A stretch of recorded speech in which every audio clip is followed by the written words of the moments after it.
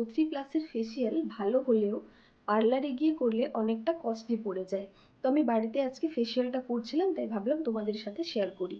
এর প্যাকেটের পেছন দিকে সমস্ত কিছু স্টেপ ডিটেলসে দেওয়া আছে এবং তার সাথে কতক্ষণ রাখতে হবে, কোনটার পরে কি করতে হবে সমস্ত কিছু বলে দেওয়া আছে।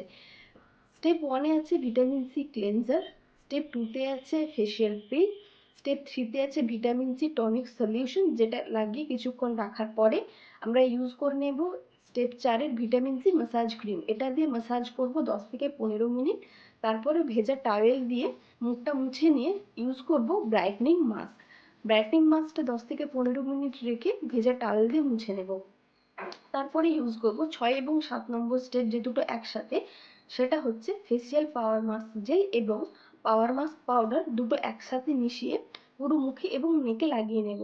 আমার ফেসিয়াল পাওয়ার মাস্ক যে পাউডারটা ওটা শেষ হয়ে গেছিলো, তাই আমি গলাতে লাগাতে পারিনি। পিল অফ মাস্কটা তুলে নিয়ে যদি চুলে বা কোথাও লেগে থেকে থাকে তাহলে জল দিয়ে ধুয়ে নিলে ওটা ইজিলি চলে যাবে। আমরা ইউজ করে নেব ভিটামিন সি সিট মাস্কটা। ওটা 10 থেকে 15 মিনিট রেখে এক্সট্রা যে সেরামটা মুখে থাকে ওটা ভালো করে ম্যাসাজ করে ভিটামিন সি সেরাম সলিউশন যেটা আছে 9 নম্বর স্টেপে, ওটা মুখে ভালো করে ম্যাসাজ করে নিয়ে 10 নম্বর স্টেপে আছে ব্রাইটনিং ক্রিম SPF 30, ওই সানস্ক্রিনটা আমরা ইউজ করে নেব। আমার ফেসিয়ালটা করতে সময় লেগেছে 1.5 ঘন্টা। ভিডিওর মাধ্যমে যতটা দ্রুত দেখানো সম্ভব আমি ততটা দেখিয়েছি।